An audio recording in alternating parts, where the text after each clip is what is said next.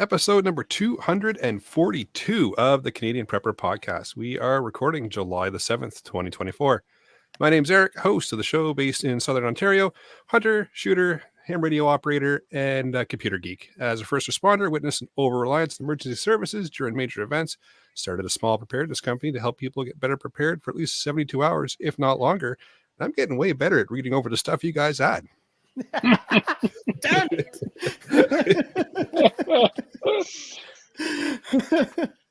Hey everybody, I'm Brad. I'm in Eastern Ontario, part-time amateur prepper, can opener guru, constantly trying to better myself.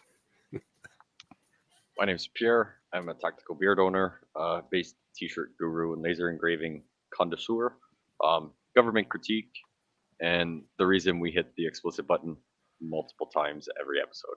It's true. Talking right. I'm Terry, live in sunny central Ontario. I'm a starving indie author, a terrible hunter, pathetic fisherman, but a proud Ford owner. Okay. Gotta have something positive. Ford's got to have at least one proud owner. Yeah, we need our tax credit. I'm Greg. I'm a former infantryman, homesteader, all-around DIYer. Awesome.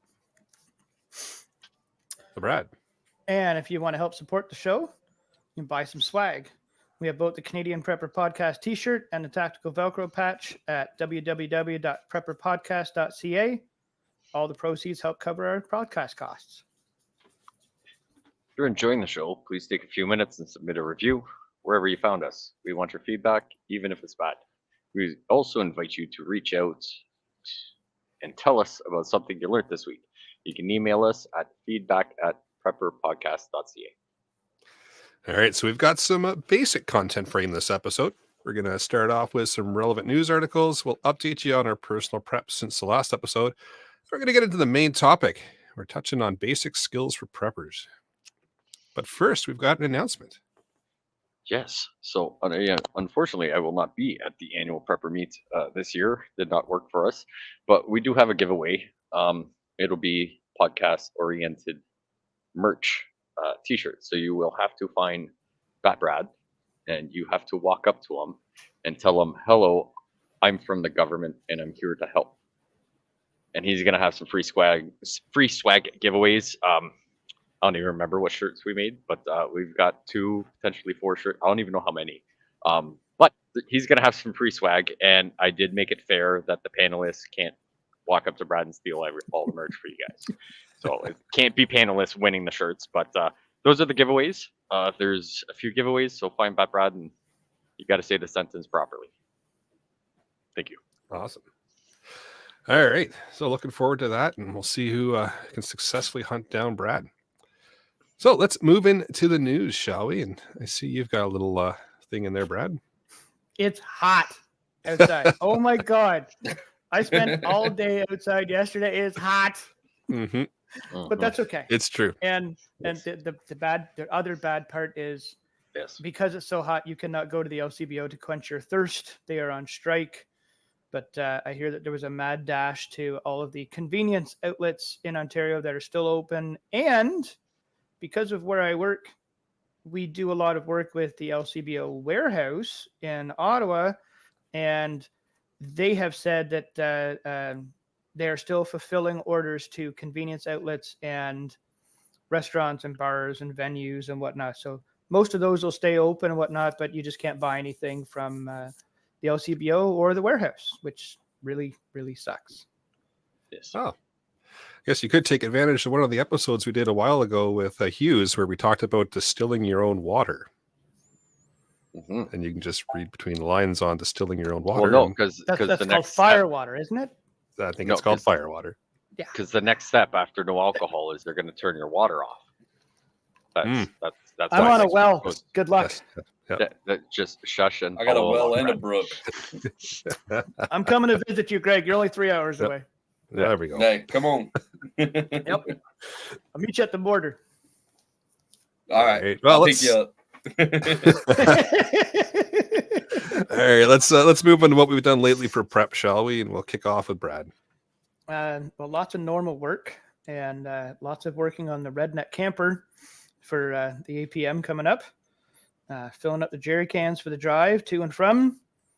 I did once over on the truck, changed a couple of light bulbs, did an oil change last week. Pulled out the Jenny that I'm bringing. Terry told me that there's no real like swapping shop or a swap meet or whatnot, but I have an older Onan Marquee 5,000 watt generator I'm looking to sell, and bringing that with me and see how it goes. Very nice. Well, for myself, got out to the fish camp for a few days, so it's a nice out in the middle of nowhere, no cell reception kind of spot to go. Got the main HF antenna repaired. It came down a little while ago in some of the big windstorms we had around here. So got that all repaired, patched up, and then put back up in the air. Had a local ham radio club member come out and help me with that. So the assistance with that was greatly appreciated, because getting that 260-foot wire antenna up by myself is quite the feat. So having an extra set of hands was fantastic. And then, of course, getting ready for the annual preppers meet. So that's coming up Thursday. Yes, it is. So for me, lots of shit. Doing food prep, just getting some stocks up because the prices aren't going down. So we were able to get a little bit of stuff, portioning stuff out. Trying to seal it for as good as we can with this vacuum sealed, good tubs sealed away. Did some revamping of the house once again because we have so much stuff everywhere, but at least starting to get most of the preps together. As you guys saw prior to the show, I was like, hey, I know where this is. So yeah, getting all our essentials at least packed up together so we can sort through and get through that.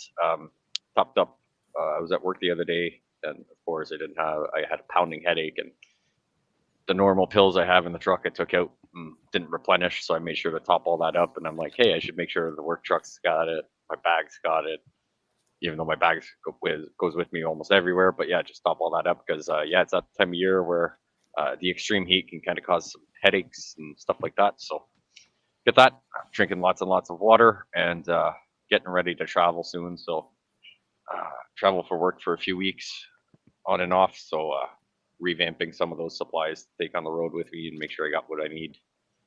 And then just sweating in places I didn't know I could. Yeah, it's hot. Yeah, it's hot. Is that really a prep? Oh, that's a prep. Yeah, you come tell me. I'm good. I'll stay here. Well, you have to know that it's hot outside to prepare for the hot outside. Yeah. You got to come feel the dampness, and you can let me know if it's normal. Not a doctor. No.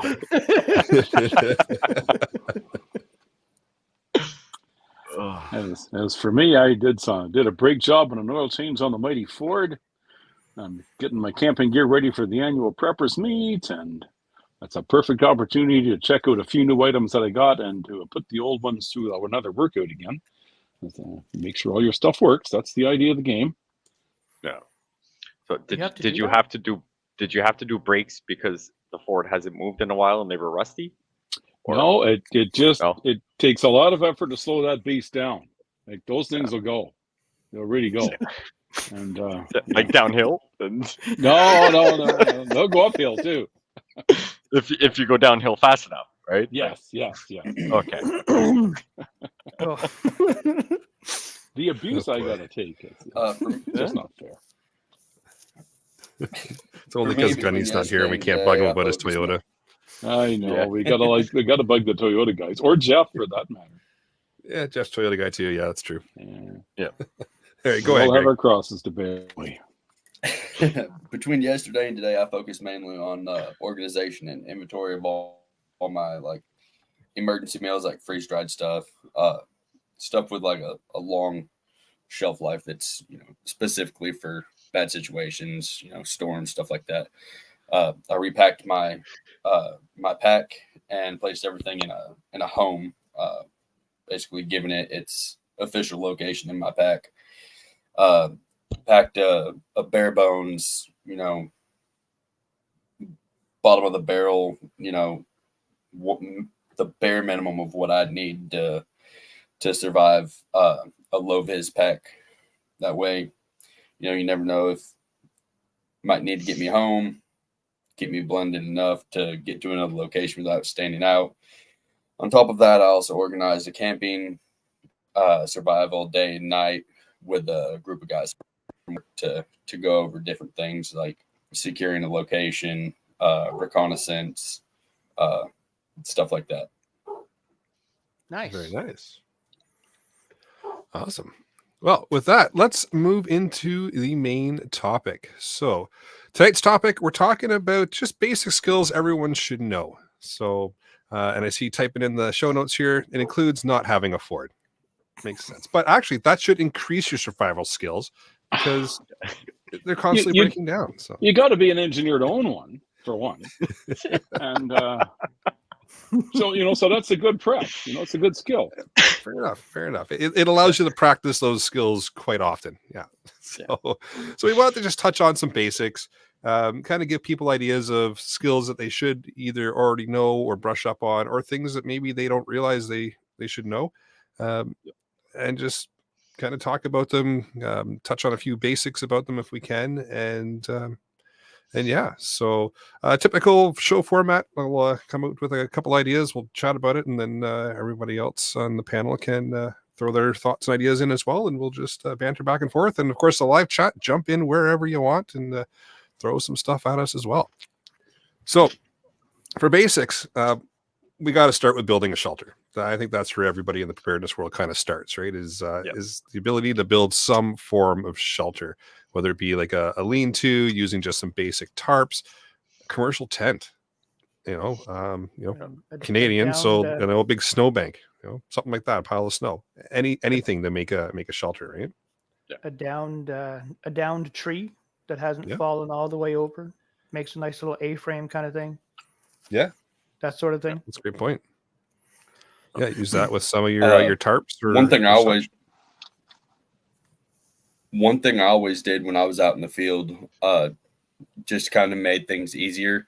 Instead of worrying about knots right off the bat, I went to Walmart, or I think it may have even been Harbor Freight, but I got some camouflage bungee cords, and that way I could literally just hook it to one of the eyelets in my poncho, wrap it around, hook it in, and stretch it out.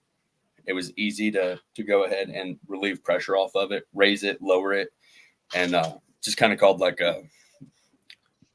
we always called it a Ranger diamond, but it's also commonly known as a plow point.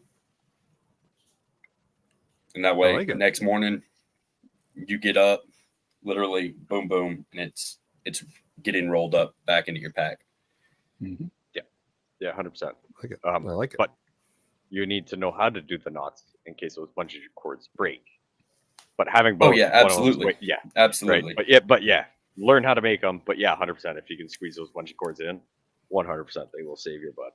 Or even small ratchet straps. I would always use the knots or ratchet straps. I switched to ratchet straps, like bright orange ones, when I go out in the field and train, to hang my hammock. That way I could be set off from my platoon when I was like trying to rack out and whatnot.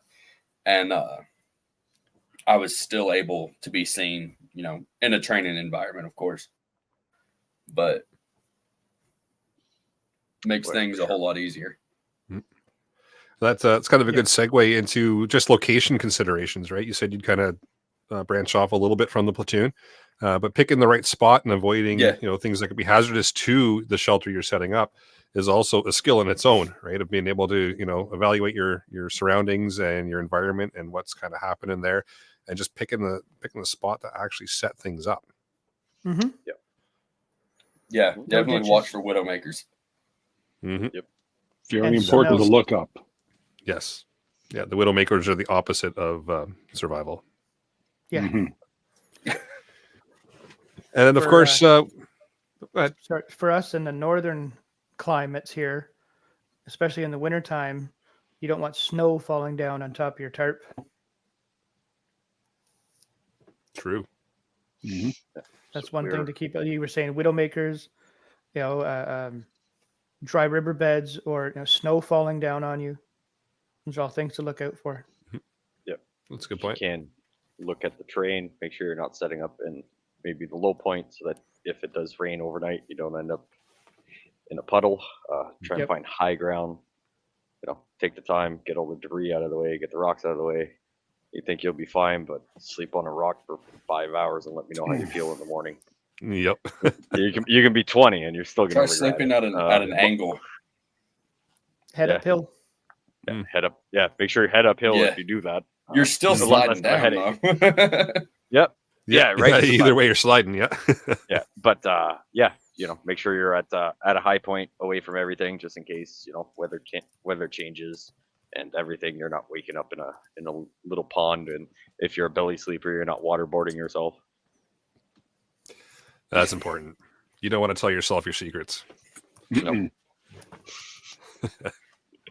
Touching on shelter as well, starting a fire. I think that's kind of those are the two main ones that people go to right away when they start thinking about the whole preparedness or emergency preparedness kind of stuff.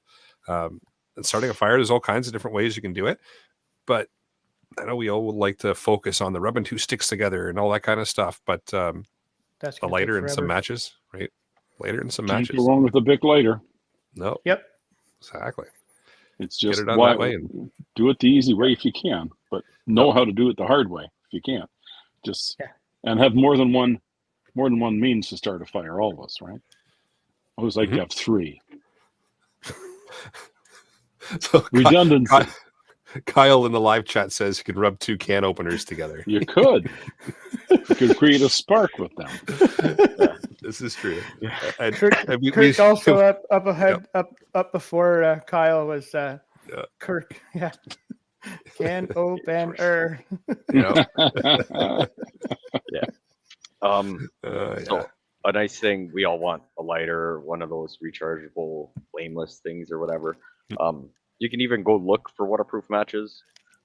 But if you have a bunch of candles and you burn candles on a regular basis, or buy yourself a candle, you can buy regular matches. And what you do is the part that you need to strike on whatever, dip them and cover them in wax. And then you cut the side with the strip on it, put it in a little water container. Even if it's not waterproof, it's not the end of the day. But say you drop your lighter in the water. For some reason it ran out of gas because it was hitting your keys in your pocket, whatever. Take a little tube out and just regular things. You can take a knife out or whatever, scratch the wax off, even if that's wet. Start up a fire. You can use a match. It'll definitely work. And I mean, buy a candle at the dollar store and a box of matches at the dollar store and spend 20 minutes. It's going to take you no time, and it actually really does work. I know we said at the another beginning thing, there instead that we got a little bit of lag between us and Greg. Yes. It's the American thing in taxes. It is, and yeah. Conversion. Yeah, there's a conversion there when we cross the border and such. Yeah, go ahead, Greg. So one thing I did when I was actually making my fire starters, my little discs, I actually went to Walmart, and at the beginning of the school year, there's always like that 24-cent pack of crayons. So I raced all the Marines to Walmart, grabbed a bunch of crayons, and I stripped all the paper off of them, and just put them in a double boiler, and I just separated them by like base color, just because that's my OCD, and that's what I use. So you could actually use 24-cent crayons too, and it's going to stretch out pretty far. That's a good point. And of course, don't forget the practice, the friction fire, the ferro rods, all that kind of stuff. It's all great stuff to know as well. But, if you got that lighter in your pocket or that book of matches or whatever, there's no harm in using those, but have the other skills, of course, as a backup as well. Or, if you want just a cool party trick or, I'm sure there'll be some kind of a competition at the annual preppers meet coming up, because there always is for fire starting. You got that skill all set up. And Usually is. Always you an allowed to bring entertaining event. Tiger torches and a propane tank. No. They usually get. It's usually a kids event. They get them to go out and gather materials locally, and they have to start it with a ferro rod. And, nice. It's just a hoot to watch. An absolute hoot. Right. Some of the inventions they come up with. Nice. And of course, fire safety is something you want to be aware of as well if you're practicing that kind of skill. Just knowing how to do it safely, knowing how to build that fire pit, maintain that fire pit, and ensuring that it's completely extinguished at the end of the day. And of course, monitoring for carbon monoxide, because Alan would be mad if we didn't mention that. Yes. But a nice thing for fire safety and maintaining it is something, if you're anywhere close to a beach or anything where there's fairly loose dirt, getting a pile of sand or a pile of dirt next to a fire, if it starts getting a little haywire, you can easily choke that out by throwing it all in there. You have to start back from scratch, but way better than causing a giant fire and then leaving all your shit behind where they can figure out it was you that did it. Yeah. Yep. This is true.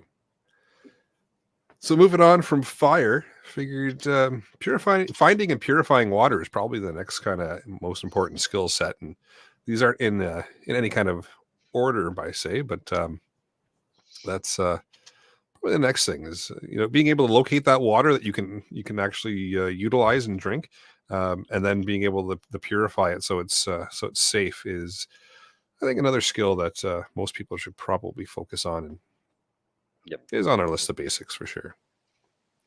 Yep. Anyone have try and have several means of doing it, more than just one. Try and have three, at least three. Yep. I'm a redundancy person. Like at least three. Yep. Yeah, that's a good point. Yeah, because one fails or you can't do it in that location where you found that water source. Yeah, being able to have a way that actually works in the environment that you're in where you found the water, huge. So yeah, having at least three different options is a good idea. So like just having 3 life straws is good, right? Only if you're Ian. Okay. And you have to letter them A, B, and C, so they're different. Okay. Yeah. So would that mean carrying my Silox key? Yeah, sure. Fine. That's a means. Yeah. That and I guess drinking from the fire hose, I guess. So I've actually got 4 in my kit. I've got I've got a Grail. I've got my stainless bottle set. I've actually got a Sawyer Mini, and I've got, ironically, a Life Straw. I've had that forever. I actually had that before I found out about the Sawyer Minis, and I don't even think I've ever used it.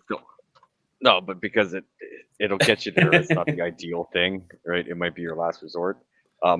But you'd be surprised also if you're just doing this as a small outing and you already know there's water there. You can actually buy purified water bottles that have a purifier in it, right? So you could just dunk your bottle, 1 liter bottle in, screw the cap on, and then when you drink through that, it already pre-filters everything.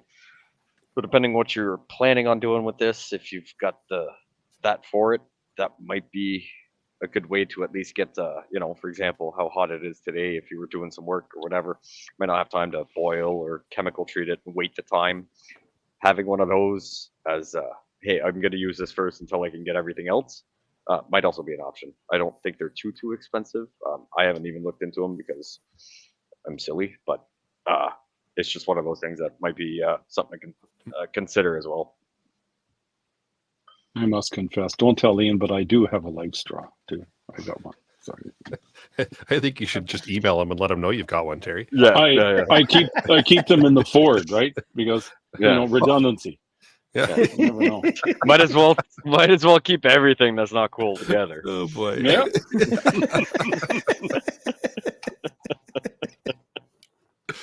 Oh yeah. I have to say I have 2 of them. I've never used one. It's just one of those. It's there if we need it, that kind of thing. I've got 2 Sawyer Minis. I've got another couple of them. Got the Berkey behind me here. Yep. That works nicely. Yeah, it's a good way to do it. Keep some charcoal around as well, and some cheesecloth. Is that what you call it? Yep. Sand, Or game pebbles. bags. Coffee filters is another good pre-filter. Yeah. Easy to tuck them in your bag somewhere too. especially if you put coffee beans in it, tastes delicious. Oh. That's even better. That's even better. Takes care of the headaches too. Yeah. Mhm. Right. But that is something if you've got a caffeine dependency, not deficiency. Sorry. Talking about purifying water or whatever. If you drink coffee on a regular basis, I know I get them. If I don't have coffee in the day, about 3-4 o'clock in the afternoon, I start getting a pounding headache, and nothing takes it away except for coffee. Yep. I'm not a fan of instant coffee, but having a pack of instant coffee or two, even the creamers or the coffee whiteners, and all that might not be bad if you're big into coffee and get those headaches. Definitely figure out something for your water, and even if you drink it cold, that instant coffee don't taste good, but it'll probably get that headache away. And if you're in a situation where you're stuck somewhere for a day or two and having a pounding headache for 3 days, nobody wants to go through that. No. So, moving on from water, foraging for food, another skill that you can actually learn at the annual Preppers meet coming up. At identifying edible plants, right? I am looking forward to that class. We always have one, and Karen Stevenson does a really good wild edible walk. You'll thoroughly enjoy that, Brad. Good. Yeah. So at that point, don't worry about bringing instant coffee. Just learn what coffee plants look like, and you'll be all right. I'm sure they got them growing wild around there. Yeah. I'm sure that's how that works. Yeah. Right beside the beer plant. And the liquor tree? Yeah, The liquor tree. Yeah. That was a different kind of tree when I grew up. I was trying to come up with a joke for that one, but yeah, we'll just leave that one be. There's plenty of good books out there on foraging as well. But if you can take a class, an in-person class, it's so much better. It's really nice to get that touchy-feely thing with the plants, and it's hard to tell from a picture sometimes, right? So. Yeah. Agreed. And if you're gonna do it on your own, make sure you're within cell reception and maybe take some pictures if your phone's working or whatever. And if things start going sideways and you got to go to the hospital, you kind of be like, I read this book or Google told me I could do this, and then they can help you out and make sure that you're okay. But yeah, at all costs, try and do it as safe as possible. Yeah, it's definitely a skill that you want to practice with somebody who's already knowledgeable on the subject, because things could go south very quickly. And you don't want to be learning how to forage for edible plants when shit's already hit the fan, right? This is something you want to learn well in advance and be very confident with your decisions, because it could go south very, very quickly. Should hit the fan or should hit the pants? Both. Because depend. Well, if you're wearing pants, it's going to hit the pants and not the fan. Okay. Right? If you're not wearing pants, well, why the fuck do you bring a fan? Like, hey, you know what? That's a valid question, but maybe it's hot outside. That's why. It's hot outside. And if you're a camper and you got kids, you can make it a fun little game going around identifying plants. Yeah. Oh yeah. We knew it was going to be a good episode tonight when we were in the pre-show a little meetup. We broke Brad. He's on mute, keeled over. Yeah, he's done. Well, see you in 10 minutes, Brad. We are joking, but yes, plants are poisonous. Some of them can give you upset stomach, violent throwing up, cramps, can cause bodily harm, or just straight up death. Yep.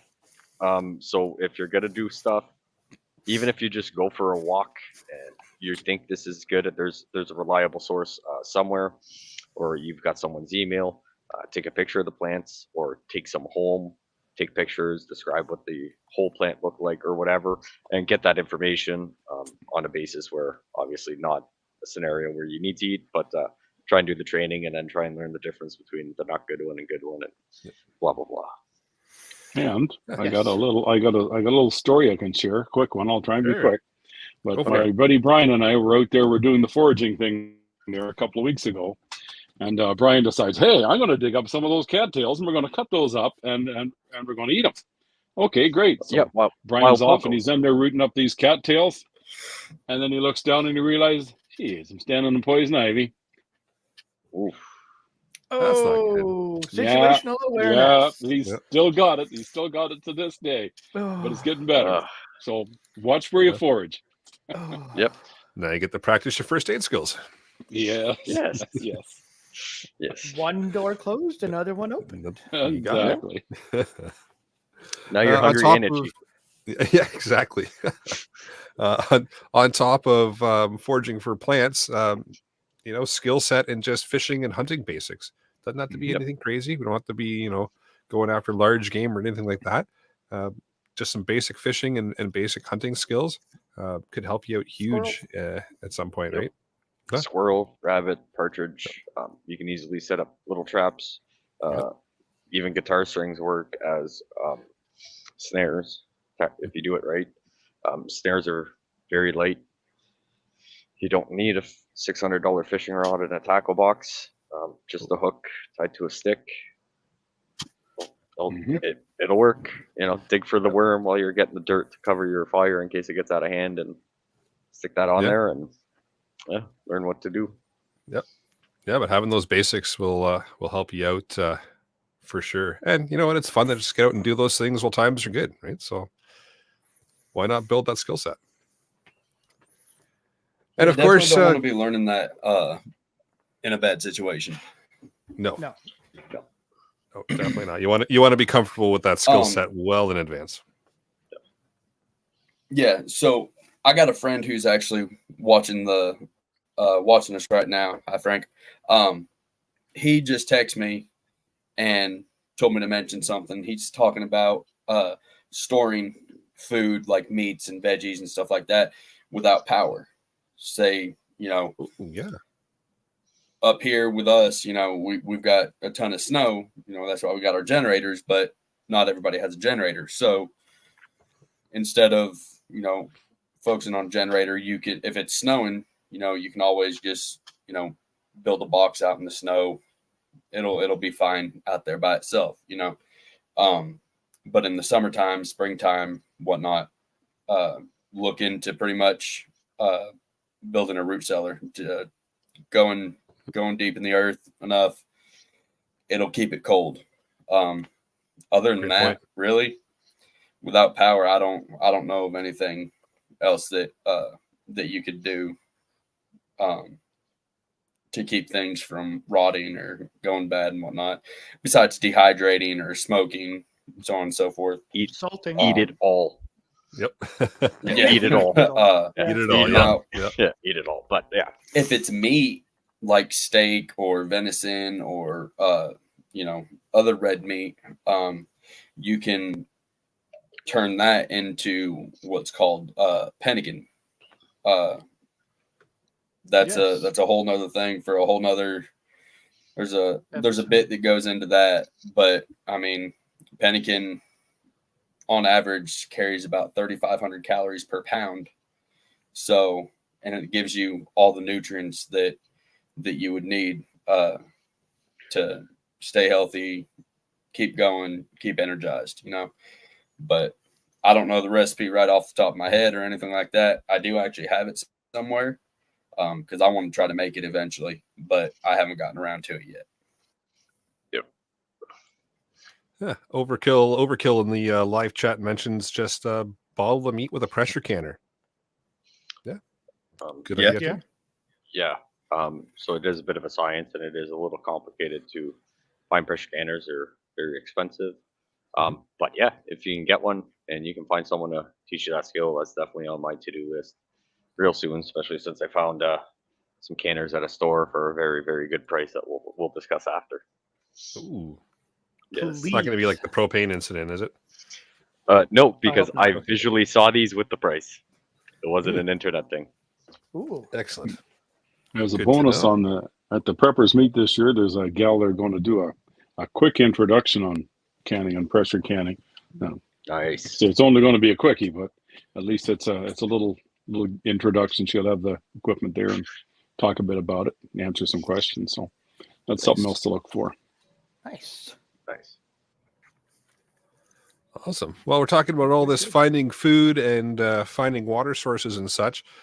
You're going to need to be able to navigate in order to know where you are and get around. So that's another skill set on the list here of things. So Yeah. and just basic navigation. Using a compass and a map Not relying on the GPS on your cell phone, because do I have an episode for you about that? Yeah. Government will find you, but they're not coming to help. Yeah, this is true. Yeah. Oh. Well, nothing would suck more than 3 hours of you figured out how to make a fire, you found everything, you built your hut, this, that, you start looking for berries and everything, then you can't figure out how to get back to where all your stuff is because you didn't pay attention or know how to just orient yourself and keep track of where you went and compare it. Now you're walking around wasting a bunch of calories and you forgot your book on if you can eat these berries or not. Yeah. So just at least understanding that concept. There's many ways around that. Even if you can't read the compass in a book or compass in a map. We've all been in the dollar store. You can buy those giant rolls of Trail marking pink. tape. That's it, trail marking tape. Right. Having that in your pocket. If you're going for a walk, every 10 feet, tie it onto something. Then on your way back, you can take it with you and use it again. Until it's a skill you're comfortable that whatever, that's a very, very easy, light thing to have with you to keep you on track and know where you were supposed to go back. It's true. Very good point. Yeah, just some basic stuff. Like we said, the whole compass map thing, using the trail marking tape, all that kind of stuff. Using the sun or stars, natural landmarks to kind of point your direction as well. That's a little bit trickier to do, but can be done. All good kind of things to be aware of for Also, just practice the skill, right? Also, learning distance with navigation. Right, a tall object like a church steeple. Most people can see it from. I don't remember what the distance is, but let's say it's 20 kilometers away on a clear day, or with no obstructions. Well, it may look 20 kilometers, but it might only be 5 kilometers because it's a small church on a hill. But learn distances, right? So you can gauge where you are. And like you said, Eric, the natural landscapes or natural like waypoints, The landmarks. Yeah, landmarks. That's the word I'm looking for. Landmarks in the surroundings. Figure out where you are. Yeah. And One always thing remember. I did learn, it got pointed out to me years ago, was if you're walking in one direction to a specific destination and then you got to go back, every 2 minutes, stop, turn around, remember what it looks like behind you, because it won't look the same as you're going to it to go from it, so to speak. The way there is different than the way back. Well, if you forget to do that, just walk backwards the way back. You'll be all right. Okay. But just always remember, the sun rises in the south and sets in the north, so you can orient yourself that way. Oh boy. So nobody listened to Pierre. No, not tonight. No, so that's not true. It was just a joke. But yeah, learning that it rises in the east and sets in the west. Yep. At least you can figure out which way is north-south if you know there's a major street north-ish of where you are, and you just wait as the day goes on. You can figure all that out. But yeah. Oh, awesome. And it wouldn't be a list of basic skills if we didn't touch on first aid, because Of course not. that's something you gotta learn, and something you can learn at the annual preppers meet, because I'm pretty sure they're doing a Stop the Bleed course this year with Gavin. Yes. Yes, Kevin's going to do a Stop the Bleed course for us, which is really good. And he should have a little bit of gear available for purchase as well if you don't have anything. So I'm looking forward to that myself. Yes. Take some first aid training. Take some courses. Everybody should have at least a standard level at the bare minimum. Yep. More if you can do it. And every member of your family, so that if the main first aider happens to get hurt, then somebody else can come to his rescue. Yep. I wish it was taught in high school as a mandatory credit course myself. 100%. It should be. It should be. Absolutely correct. It should be. I said the Think of how same many thing lives about did you say? firearm Really. firearm okay, knowledge. There's America. Yep. Yeah, there's But he's not wrong. No, he's not wrong. We No, used to not at do all. that here. Well, we used to have that here Yeah. in schools. Yeah. Used to do that. I can tell you stories. Sure you could. Yeah. I'm old enough, right? We've done that stuff. But a good option, even if you're interested in first aid courses and unsure if funds are there or whatever, always try and get, depending where you work, many people want to have mandatory first aid trainer, certain amount of people on staff at all times, especially if you work at big stores. Yep. Volunteer for it. They pay you. Volunteer. They'll pay for the course. You get the knowledge. You get whatever. That's always one. They're always looking for people. I'm getting recertified this year. Works paying for everything. We need someone. I said, I put my hand right up and I was like, mine expired years ago and I just haven't bothered to do it. So I'm like, no, you don't have to take away from your weekend. You don't have to take funds away from anything. You're going to get paid to do it through your work and you get the certificate.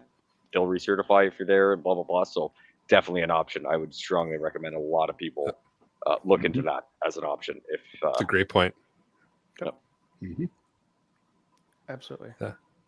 Yeah, like Terry said, even just your basic first aid and then go from there. But just having that basic skill set of what to do if even just the most basic of things happen and you got to patch somebody up who got a paper cut, right?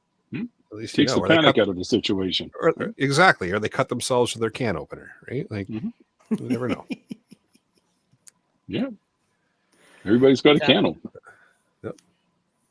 Well, they should. If they're listening to this podcast, they better have at least two. Yes. in each pocket. Oh boy.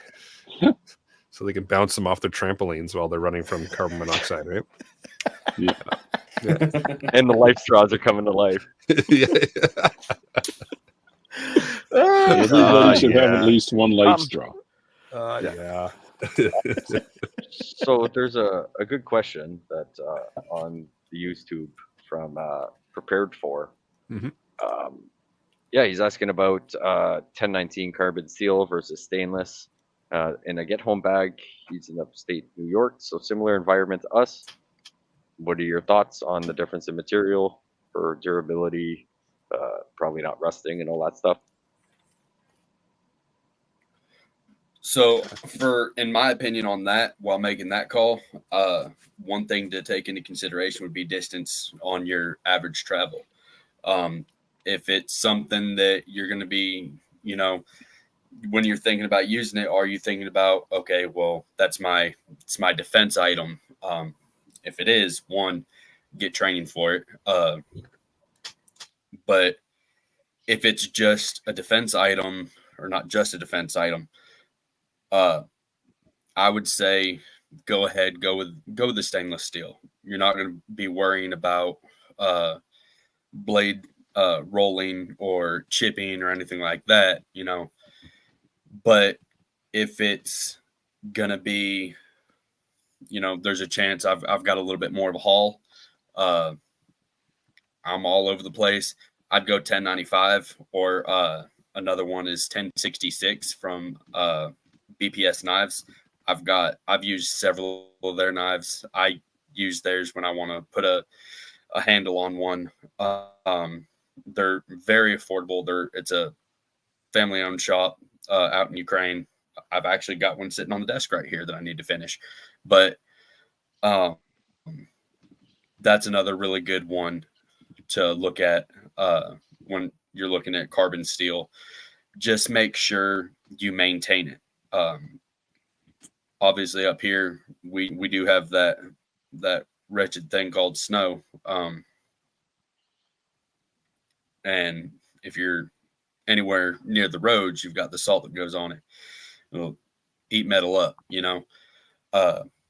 For that, I would say coat your blade in what's called a fix and wax. I've talked about it in some of our previous episodes. You can find recipes to make your own. If you're in New York, you're actually not that far from me. If you want to, hit me up. I think I've actually got some. I'll go ahead and I'll send some out to you. Perfect. Awesome. And then 2 or 3 under that, Kyle mentioned if you're using trail tape, depending if you got some washers or you can add some weight to it.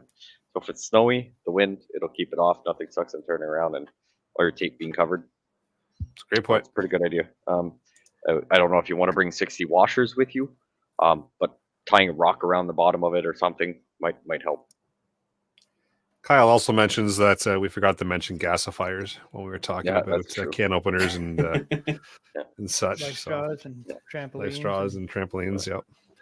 Yeah. That's a good point. We wouldn't want Scott to feel left out. Yeah, you should put that on your Ford and probably like get up all the way up the hill. Oh boy. So speaking of the Ford, we should probably talk about signaling for help. Yes. Yes. Yeah. 'Cause that is something. That's another skill set that's Usually- very important. Usually, when the Ford is on fire, it takes care of that for you. Well, there's It's that. kind of just and, expected, though. I don't think that signals anything. We're just used to seeing Failing Fords that. on fire. failing that, you can have a flare gun. But Tesla people, they got the permanent candle going there sometimes. Yeah. Yep. Yeah, when those things burn, they burn Mhm. forever. They burn. It's true. It's true. Yeah, But yeah, it's good to have some just- signal. Yeah, just being able to signal for help if that's something that you want, right? Sometimes people don't want to draw attention to themselves. Sometimes they do. So knowing how to draw that attention to you if you need to seek out the help is probably something important and a skill set you'll want to practice well in advance as well. Because if you're in that kind of situation where you're looking for help and you don't know how to signal for it, you're not learning in the moment. No. So You're it's best failing. to practice that ahead of time. Mhm. And like Terry So, said, Smoke. flare guns are great. Smoke, yep. Smoke always draws attention. Flare Mhm. gun, smoke, a Blow the whistle. horn in your Ford. Yeah. If it still I works. always still keep got a a battery. whistle. I Yeah. always keep I a always whistle have a because it's a whistle. whole lot easier to blow a whistle and scream. Yeah, I always have a Mhm. whistle too. So Yep. Yeah. I've heard of glow stick, especially for at Mm. night. A glow Mhm. stick on Yep. Yeah. on a string, and basically you're doing a bit of a like a lasso in front of you, Like a a- so- fan. Mhm. We call those flaming rocks. We actually use that for signaling because there's, instead of like glowing chem lights, they have IR ones that you can only see under night vision. Yep. So Mhm. we'll actually Yep. twirl those around for signaling and communication, whether it be shift fire, lift fire, anything like that on Yep. an objective. Yeah. And worst comes to worst, all the ravers are going to show up because they think there's a rave and the glow stick on the string. That you Exactly, just and you're good to go. Yeah, you just go whichever way they came from, and you'll get somewhere. Probably. Yeah.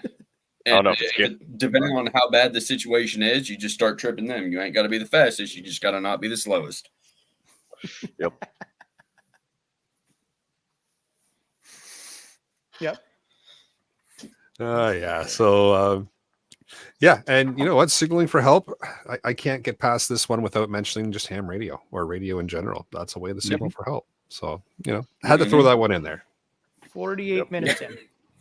Hey, I just That's like to about it. mention it. Another thing is, I'm not trying to like throw out a bunch of like brands or anything. It's just stuff that I've seen recently and that I've used personally. But Olight has a I don't know the name of it. You can find it. It literally just clips on your pack, and it has a red strobe setting on it as well as like a normal light. And I want to say it's like $20 or $30 American. Yeah, so not I don't know Canuck what that would bucks. be. So, Yeah, I don't know what that would be. $2,000 Canadian. But yeah, so that's one that I've had my eye on. And I've got Olights on literally, I don't know how many firearms right now. Don't tell us. We don't want to know. All we of don't them, want to. Yeah. and Yeah, spares in a knapsack. probably. But if you get a signal for help, going back to if you learn how to use a compass, the good compasses, they've got a cover, it's got a mirror on it, you use a string, and you can draw your bearings and you can walk, blah blah blah. So Mhm. learning how to use that mirror to annoy the passenger in the vehicle is definitely a skill that you might have to do that to someone in an airplane, a vehicle driving by, something. But yeah, just using little things like that, or go to the dollar store and pick up those $2 pocket mirrors. They close, for Mhm. makeup. Just keep it closed, throw it in your pack. It'll Mhm. work. Even if it's broken, a small shark can do whatever. Be safe with it so you don't cut your hands and blah blah blah. But little things like that can definitely help out if you got to signal something that is a little out of shouting distance. Nope, it's true. Agreed. After signaling, personal safety and security. Again, I think another skill set that everybody should have at least a basic knowledge on is Run the other way. yeah, exactly. When in doubt, run the other way. Yep. Faster than the ravers. Yes. Mhm. Yeah. That's Trip them right. on the way. Yeah. Or even Drop just your glow stick. drop your Just glow keep stick. dropping. Yep. Yeah. Just run. Throw your stuff. Throw a couple can openers, decoy can openers. Yeah. Throw them off to the side, right? Yeah. Very When they important. try and open up a can, it buzzes their hand like that. Yeah, exactly. Yeah. Yeah. I like it. Yeah. That's like some kind of martial art or self protection kind of course. Couldn't hurt to have. Get your physical fitness up as well, right? Yeah. And chances are you'll meet some like-minded individuals because everyone's there kind of for the same reasons. Mhm. Yep. So I think that's another thing we're covering at the annual preppers meet too. That's strange, isn't it, Terry? Is Brian It's coming out always this year for there. Pardon? that? Brian coming out again this year for that? Brian is going to be there. He's going to have some basic combative skills, as he usually does. Sherry D's going to be there too. She may or may not. I kind of forget what Sherry's doing this year. I'd have to look it up on the schedule, but she usually does for ladies, Nice. right? So Oh, that's good. some hiding skills. So yeah, The, there's always something there. well, the chuckling in the background there from Brad, I assume, is from Kirk's comment. Oh, a yes. 45 caliber can opener. Absolutely. Yeah. I always wanted That's to my start up a long-distance 44 hole punch Magnum right there. religion. Yeah. Count me in. We need that up Mine's here in right Canada. Too bad we can't see it. No, well, it's probably for the no. best because Yeah. the YouTubes would kick us off. Yeah. Yeah, darn YouTubes. We've got to Uh, make it part of the religion so that we can yeah. carry it. Right. That's the idea. But And the I'm can going to opener? be the grand priest. I And you was gonna send say, me let money, know how that works. bullets. Let me know how that works for Send me Terry. money, bullets, and the 44 Magnum. And yeah, maybe next year I'll start that up. Sorry, We'll see. I We'll digress. see. Back in my day, Oh boy, here we go. 60 years ago. Somebody call Scott. Oh, And of course, last on my list here is just mental preparedness. Okay, that's a skill set that we could all work on as well. If you haven't listened to episode 233, where we had Don Mann on, check that episode out because that's the whole focus of the entire episode. So it's That was good. definitely that was a fantastic episode. I rather enjoyed that episode. I bought his book. It was good. It's good. Yep. Good That stuff. book is good as well. Yeah. So, that's just being able to practice things like staying calm, having that positive mindset, and your situational awareness.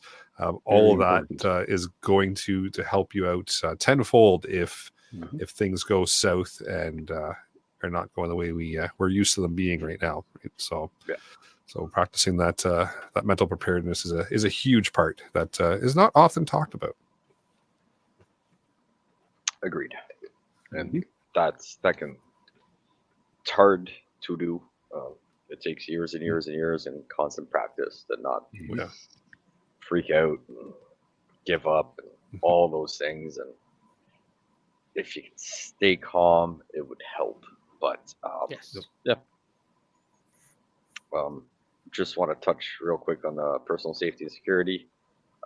I always have 2-3 padlocks in my bag. Get into a situation, urban environment, obviously in this scenario. You can make your way down a hallway or down a path, and you can close a gate and put a lock on it and never see that lock again.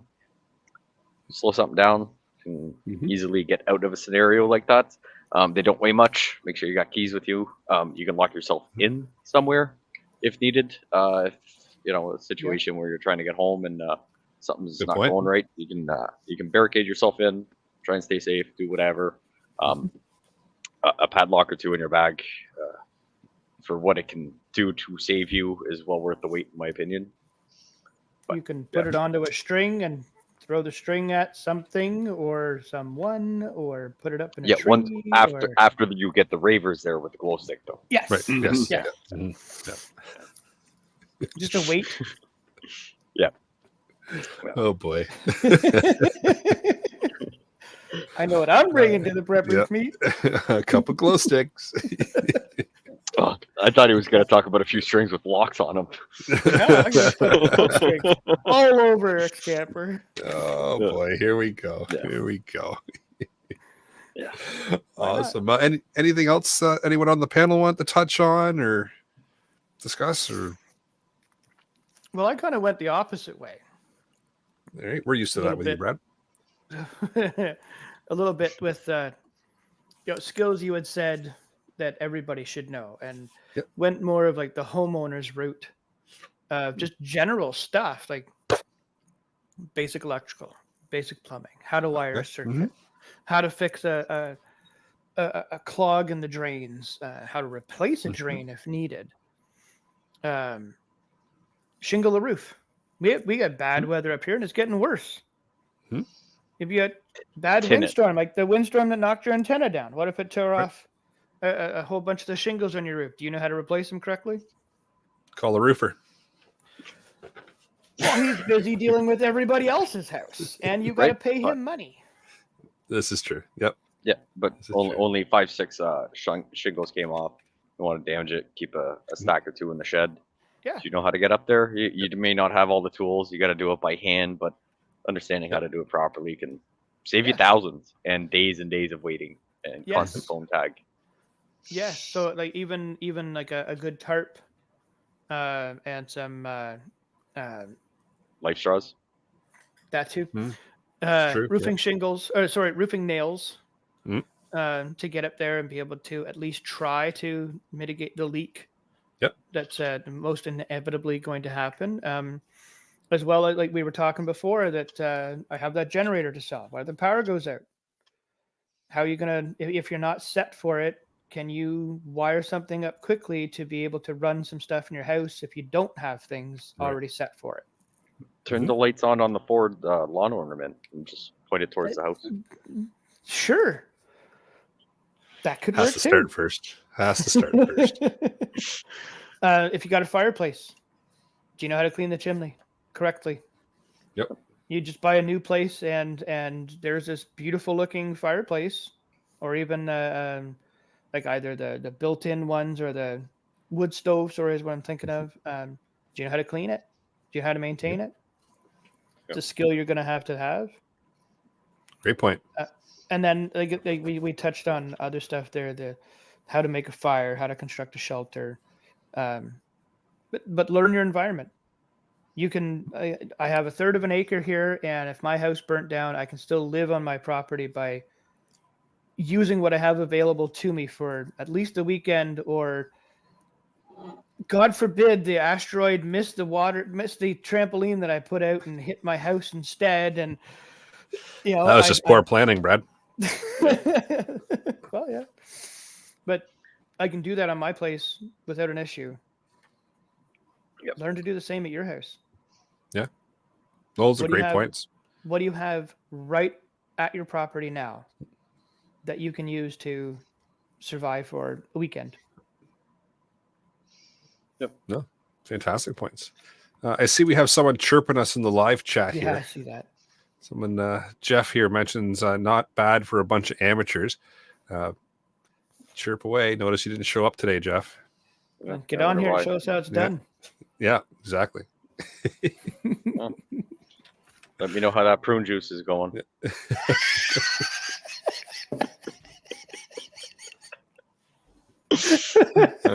Yeah. Oh, yeah, that was good. That was good. Yeah. Yeah, said he had to get home and go to bed, and yet he's still up. Now he's chirping us. What the heck? Awesome. The only thing I'd Anyone like else? to, the only thing I'd like to add is try and get some good books on skills. Because if you have it saved electronically, that stuff can disappear. Of course, books can disappear, and you maybe don't have it with you, but so it's good to have that, and those are transferable skills that you can pass on to others to learn as well. So it's good to have. Knowledge Great can't point. be stolen. It's good to have a little bit of a library of things. Yep. That's a great point. To have it have physical format and in digital format, right? Either or will work for you. Yeah, have it in both. Again, that So redundancy thing. Have it in more than one format. Yep. I Go for put it, Greg. in de-escalation and communication. Communication tactics. There's been several instances when I was working in the prisons where literally all I'd have to do is walk in and just talk to them, and that's literally kept people from getting stabbed. Doesn't always work, but if it can slow down a situation and let you get out of there or completely de-escalate it, then you're good. 9 times out of 10, I mean, just looking at somebody, being able to read their body language, look at what they're wearing. Like, obviously, if I see somebody wearing an army jacket or an army shirt, okay, cool, man. What was your MOS? Easy. Like, so if I see somebody's wearing an army shirt or, a Marine Corps shirt or Navy or Air Force, whatever, I can possibly figure out by their age or the way they're carrying themselves that this might, trail back to that. But now I have that common ground to be able to bring them home, if that makes sense to y'all. Building some rapport, right? Exactly. Just some way of bringing them to you. Take their attention away from what they're aggressive towards. Because if you're out and about, you may not always be the target, but you may be affected by what's going on. You could just be out to dinner with your family, and next thing you know, this couple over here is getting heated, and not in a fun way. But now you're affected. This dude's bowing up. He's wearing a jacket. You don't know if he's got a gun. He's got a knife. He's going to start swinging. He's going to start, doing whatever. But if you can bring him home, then, chances are you're going to get back to the house with your family. Well, that's a great point. The whole de-escalation thing is, again, something that people don't really talk about, but that's huge. Being able to just talk to people and build that rapport with them, and you can completely steer a really bad situation into a not so bad situation, or just get yourself out of it. Huge, and that you got to practice that one. That's not one that you can just do. Yeah, that's for sure. That's a practicable that's skill. Just for sure. that's not a skill that's just developed overnight. It takes a lot of, like I said, being able to build a common ground, body language, an eye twitch, anything like that, if you're talking to them and you see their body tense up or something, obviously don't say whatever the hell you just said. Yep. But it's something I feel that is a good teaching tool for doing that kind of de-escalation and the communication and the reading the body language and all those things. Go and be in customer service. Go and be in customer service. Yep. Great Yeah, point. you'll meet all kinds there. Yep. Oh yeah. People are the worst. Just try not to people are the worst. Yes, but yeah, go and be in customer service and learn to deal with a very angry person coming at you, demanding answers, and see how well you do there. Yep. If you can do that well, Greg, I'd be hard pressed to find a customer service representative that couldn't de-escalate the same situation you said. Yeah, exactly. I agree, because a lot of times, especially if it's career, if it's career, you don't handle that, then that could be your job. That's your house, that's your family, that's your food, that's everything. I was working a second job not too long ago at Tractor Supply down the road, and just so I could utilize some discounts for a little bit. But I had a guy come in, and he was hot. He was hot because there wasn't any cracked corn out on the floor. Like, he was pitching a fit. Well, I only worked the truck days, and it was literally for that reason. So one of the ladies that I worked with came in and was talking about, this guy's out here raising cane because we don't have no crack corn. Well, I just hadn't been able to push the pallet out there yet. I had to get to it, Well, I just go out there. I throw 2 50-pound bags on one shoulder and a 50-pound bag on the other. He wanted 3 of them. And I was like, is this what you wanted? And just dropped it right on his little trolley. And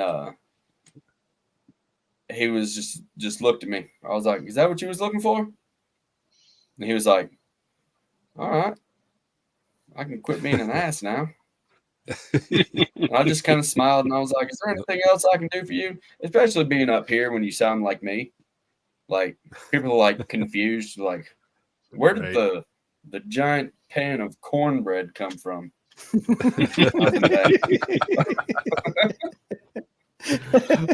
hide me away. But you're bang on with that point. The de-escalation thing is something that you should learn as well. Just to have that in your back pocket, just in case you ever need to pull it out and use it to get yourself out of a situation. Yeah. Robert in the live chat has a good point as well. Mentions you can always use a book for fire starter. Can't do that with a thumb drive.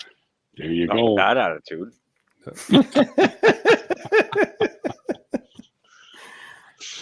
Yeah. So those waterproof matches that Pure taught you how to make will light the fire with the book that Terry provided for you, with the knowledge that you gained out of it, and now you can build a shelter, purify some water, get some just meat. don't burn the shelter page. Yeah. But you can do all those things with one book and one match. Yeah. But do that with a thumb drive. So anybody have any last minute thoughts before we move along? No, just all simple things you can all try out on a weekend in your backyard, as long as you don't, burn in the most house places. Down. Yeah. Practice. We had a fire here not that long ago. We cook outside all the time because it's hot. So we don't want to heat the house up with the oven and all that. So cook the bacon wrapped asparagus and everything outside. So how many made it to the practicing plate? I've been told I shouldn't answer this question.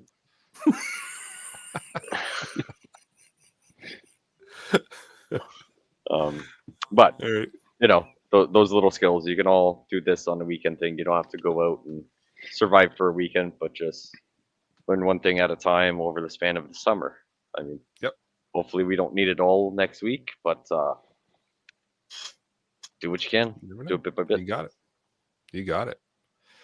All right. With that, let's move into upcoming events, because we've mentioned it throughout the episode here, but the annual Preppers Meet is soon upon us. 5 days. Yep, the 10th annual Preppers Meet begins on Thursday, the 11th of July, and runs right through to Sunday, the 14th. New venue at the Slovenian Hunting and Fishing Club just outside of Alliston, Ontario. And a super bunch of presenters and speakers we're going to have. It's going to be really good. And our very own Frugal Gunny is going to be there, giving us a lesson on mobility and prepper survival strategy. He's going to have his Toyota there, and he's going to have her loaded up with gear. So if you got a Ford that needs to be boosted. I'm going to be there. I'm going to park right beside that Toyota, and we're going to In duke it case out. you need a boost. Yeah, in case he needs a boost. Yeah, Just well, beat me to it. notice how he's not coming with the Ford because he probably wouldn't make it. Mhm. Oh, okay. Anyway, it's going to be good. So Yep. you can. Eric's posted the website there, so you can go get some details on the schedule and the timing, and buy your tickets ahead of time if you want, and get all ready for it. Or visit our Facebook group and get the latest details as we count down a couple more days. 4. I'm excited. It's going to be Brad's good. It's excited. always good. It's always good. So Yeah. Eric's going to be there doing a presentation. Mhm. Brad's coming. Jeff's coming. Yep. We just Brugel's couldn't get coming. Pierre to come this year. Nope. Not this year. But- It's coming next year. Yeah, next year. And don't forget, hunt down Brad and mention you're from the government. You're here to help, and he may have some swag for you. Yes. Mm-hmm. Few pieces of swag. Yes. Pieces of swag. Yep. So find them early. Yeah. All right. With that, I'll bring episode number 242 of the Canadian Prepper Podcast to an end. You can find the podcast on iTunes, Spotify, or really your favorite podcast app. I'm pretty sure we're out in all of them by now. Please do submit a review wherever you listen. It does encourage the algorithms and just helps other people find us. And we record these shows live on YouTube, Facebook if you must. If you want an early peek at the show, please subscribe to the YouTube channel, Canadian Prepper Podcast, and click the notifications tab. It gives you an alert when we are going live. You can also contact me at batbradcpp@gmail.com, and I'm sometimes on the Discord.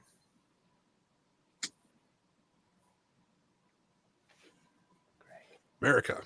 Greg, wake up. Sorry about that. Greg. Computer issues.